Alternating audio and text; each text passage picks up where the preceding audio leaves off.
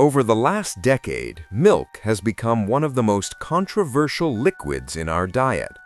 On one side, it's hailed as a superfood, vital for strong bones and a growing body. On the other, it's accused of causing everything from inflammation and acne to cancer and early death. So who is telling the truth? Is milk a nutritional necessity or an evolutionary error? To find the answer, we have to understand what milk actually is, a biological starter kit. Every mammal starts life on a milk-only diet. It's a high-energy cocktail of fats, vitamins, minerals, and a unique sugar called lactose. It even carries antibodies to calibrate a newborn's immune system. But for millions of years, there was a universal rule. Once you grew up, you stopped drinking it. Until a few thousand years ago, when we decided to break the rules of nature.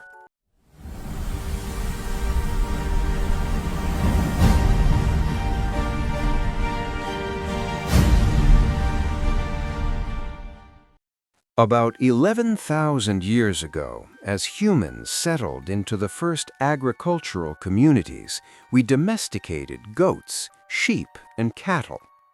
We discovered that these animals could eat grass, which is useless to us, and turn it into a nutrient-dense liquid. In times of famine, this was a massive evolutionary advantage. But there was a problem. Our bodies weren't designed to digest milk after infancy. Most humans produced an enzyme called lactase only as babies. Without it, drinking milk leads to severe digestive distress. However, through a series of random genetic mutations, some populations, particularly in Northern Europe and parts of Africa, developed lactase persistence. Their bodies never turned off the lactase factory. Today, this is why lactose intolerance varies so wildly, from only 5% in Northern Europe to over 90% in parts of East Asia. Let's address the scary headlines. Does milk cause cancer?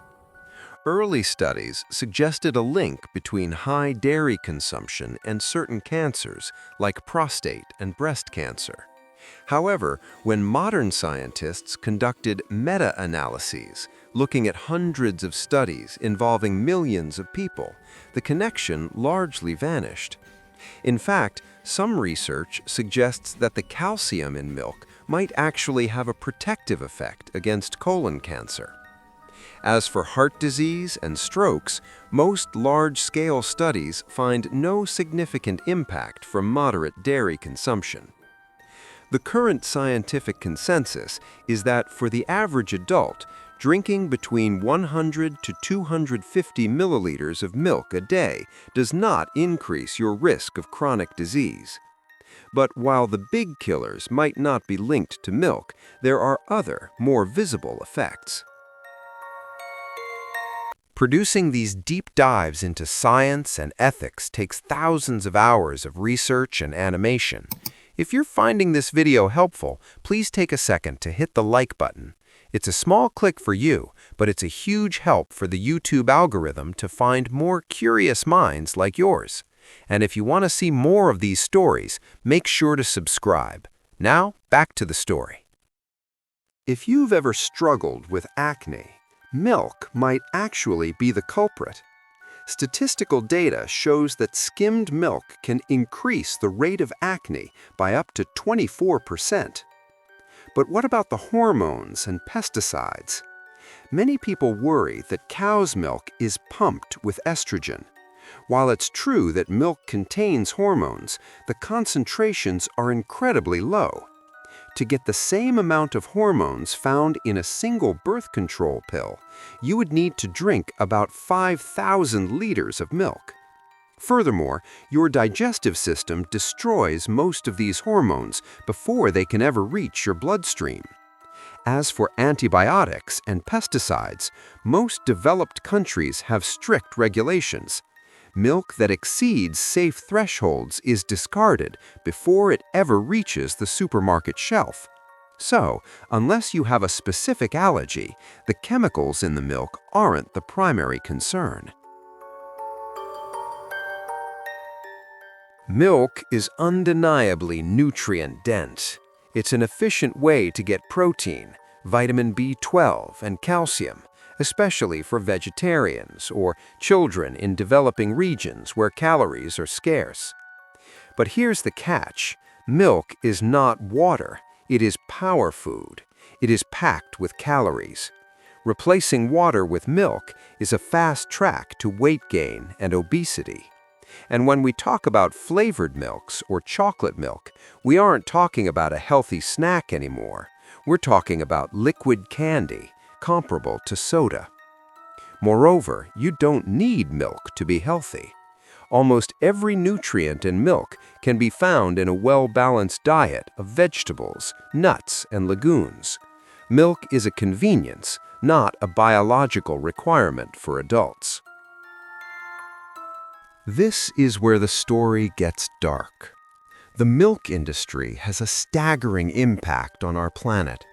About 33% of all global cropland is used just to feed livestock, including dairy cows.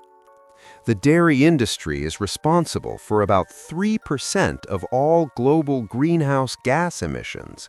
That is more than the entire aviation industry. Every glass of milk comes with a significant carbon and water footprint. Then there is the ethical cost. Most industrial milk comes from factory farms, where cows are kept in a cycle of constant impregnation, only to have their calves taken away shortly after birth. For many, the suffering involved in industrial dairy production is a far more compelling reason to quit milk than any health concern. Fortunately, we are entering a new era. Plant-based alternatives like soy, oat, and almond milk are exploding in popularity. While only soy milk naturally rivals cow's milk in protein, most are now fortified with vitamins and calcium. Even more exciting is the rise of lab-grown milk. Using precision fermentation, scientists can now produce milk proteins that are molecularly identical to dairy without involving a single cow. This could give us the taste and texture of real cheese without the environmental or ethical nightmare. So, what's the verdict? Milk is a complicated tool. It helped our ancestors survive, but in a world of abundance, it's a choice, not a necessity.